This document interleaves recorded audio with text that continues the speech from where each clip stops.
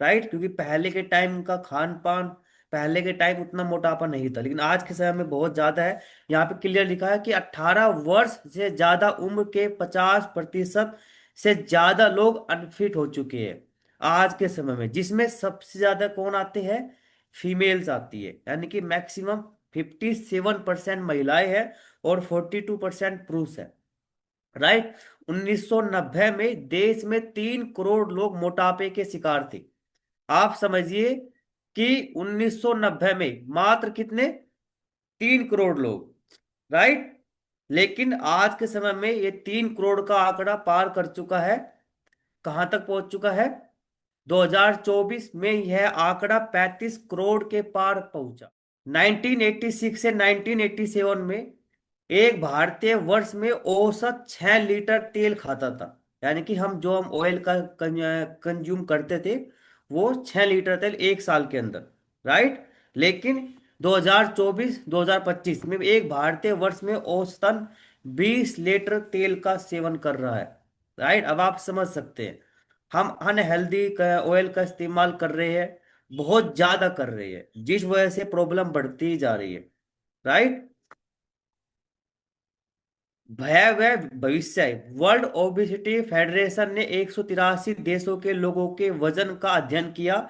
इसमें सामने आया है कि अगले 10 वर्षों में यानी 2035 तक दुनिया की 51% आबादी मोटापे से ग्रस्त होगी। 2060 तक 4 में से 3 व्यक्तियों को हार्ट अटैक का खतरा होने वाला है। अब आप समझ सकते हैं। राइट। यानी कि 4 में से तीसरा व्यक्ति को हार्ट अटैक की प्रॉब्लम बढ़ने वाली है 2060 तक आते आते।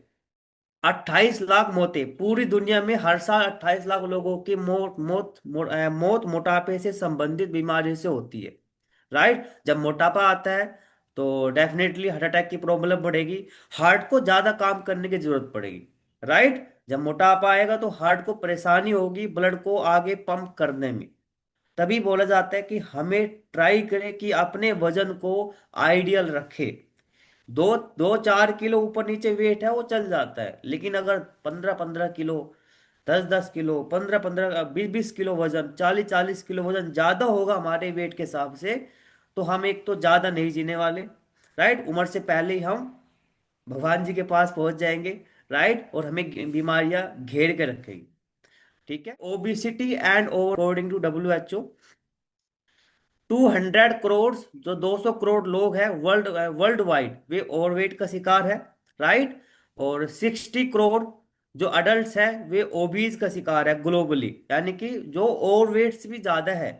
60 करोड़। और इंडिया की अगर मैं बात करूं, इंडिया में ओबिसिटी 47.4 करोड़ लोग अफेक्टेड। जब हमारी अनहेल्दी डाइट होते है तो धीरे धीरे हमारी बॉडी में फैट आ रहा होता है। राइट। और जब हो जाता है 10-15 किलो वजन ज्यादा, तब हम देखते हैं कि हमारे साथ हो क्या गया है। ठीक है। सो नेक्स्ट, इस पीपीटी में मैं आपको बताने वाला हूँ what is fat, types of fat, good fat और bad fat, examples of good fat और बैड फैट। अगर आपने समझ लिया तो आपको बहुत हेल्प मिलने वाली है आपको अपनी डाइट को सुधारने में। तो सबसे पहले हम फैट के बारे में समझ लेते हैं। Right. So the body use fat as a fuel source and fat is the major storage form of energy in the body.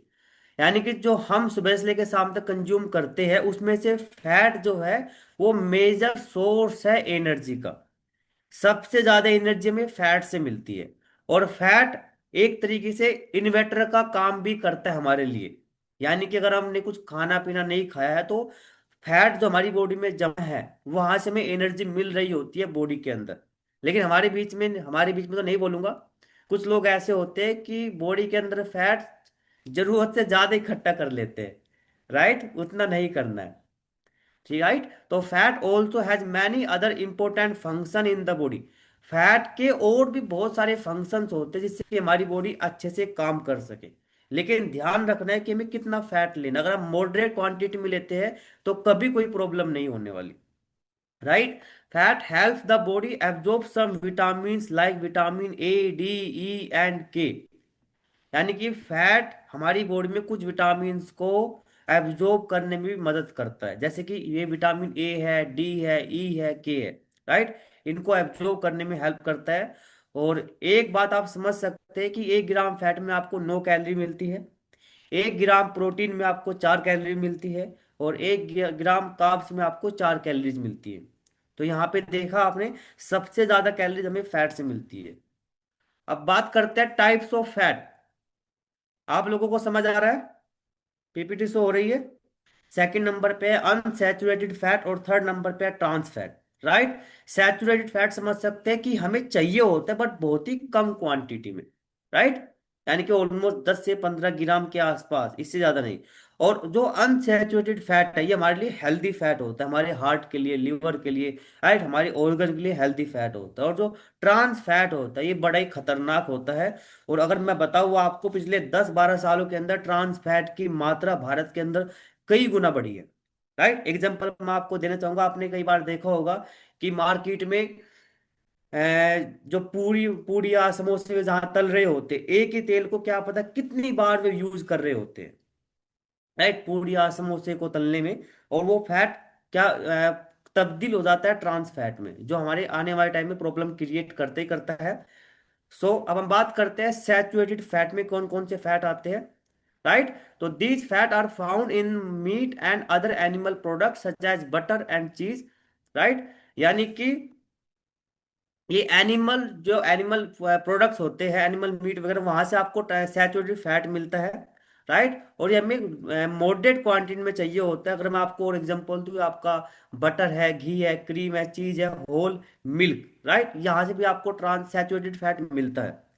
Right. और एक बात आपको ये भी ध्यान रखनी है कि जो मार्केट में जो घी आता है, राइट, जो देसी घी आता है, वो उतना हेल्दी नहीं होता है।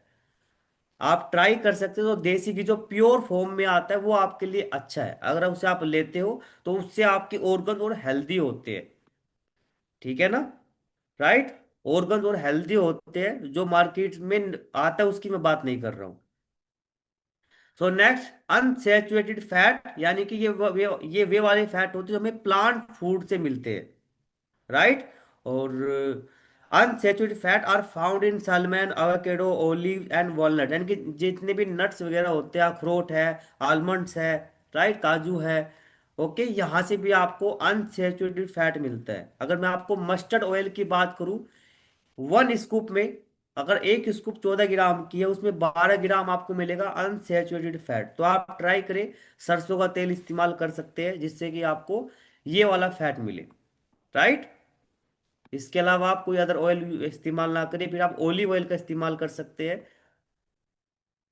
चलिए नेक्स्ट मैं आपको आगे लेके चलता हूँ। और मोनो अनसेचुरेटेड फैट और जो पॉली अनसेचुरेटेड फैट, नाम भी बड़े भारी भरकम है। ये भी टाइप्स होते हैं अनसेचुरेटेड फैट के। राइट। ये आपके एलडीएल को कम करते हैं, एचडीएल को बढ़ाते हैं, यानी कि जो हमारी बॉडी में बैड कोलेस्ट्रॉल जमना शुरू हो जाता है अनहेल्दी फैट से, उसे कम करते हैं, और गुड कोलेस्ट्रॉल को बढ़ाते हैं। अब बात करते हैं ट्रांस फैट की। इस वाले फैट को आपको अवॉइड करना है। जितने भी मार्केट में बर्गर, पिज्जा, चाउमीन, है ना, मोमोज, पेटीज जो भी आते हैं, या इसके अंदर आपको ट्रांस फैट भर भर के मिलने वाला है। महीने, 1 महीना, 2 महीना, 3 महीने में आप 1-2 बार कंज्यूम कर सकते हैं, अदरवाइज ट्राई करें आप कि इन्हें अवॉइड करें जितना आप कर सकते हैं। राइट। और ये भी उन लोगों के लिए है जो प्रॉपर वर्कआउट करते हैं, डाइट पे ध्यान देते हैं। जो बिल्कुल भी वर्कआउट नहीं करते, डाइट पे ध्यान नहीं देते, राइट, उनके लिए तो एक तरीके का पूरा 100% जहर ही जहर है। अब बात करते हैं एग्जांपल्स ऑफ गुड फैट। तो इसका भी आप स्क्रीनशॉट ले सकते हैं। ये कुछ एग्जांपल्स है गुड फैट के, जैसे कि नट्स है, आलमंड्स है, पीनट्स है, राइट, जहाँ पे आपको अनसैचुरेटेड फैट भर भर के मिलने वाला है। काजू है, वॉलनट्स है, right, avocados, omega 3 and omega 6, flax seed, pumpkin seed, chia seed, canola oil and olive oil, mustard oil, इनका आप इस्तेमाल कर सकते हैं। एग्जाम्पल, ये मैंने कुछ एग्जाम्पल आपको दिए हैं। अब बैड फैट के बारे में मैं आपको बताता हूँ। यहाँ पे मैंने हाईलाइट भी कर रखा है, घी, बटर। राइट। अगर आप मार्केट का इस्तेमाल करेंगे तो आपके लिए अनहेल्दी ही है। अगर आप प्योर देसी घी का इस्तेमाल करते हैं तो वेल एंड गुड, वो आपके लिए काफी हद तक मैं बोलूंगा, अगर आप मॉडरेट में यूज करते हैं, हेल्दी ही रहेगा, आपके ऑर्गन को हेल्दी ही करेगा। लेकिन जितनी भी fatty meat, full cream, dairy products, fried food, junk food, burger, cheese, pizza, ये सब आपके लिए अनहेल्दी होने वाले हैं। और आपको आज नहीं तो कल मोटापा बहुत ज्यादा आने वाला है।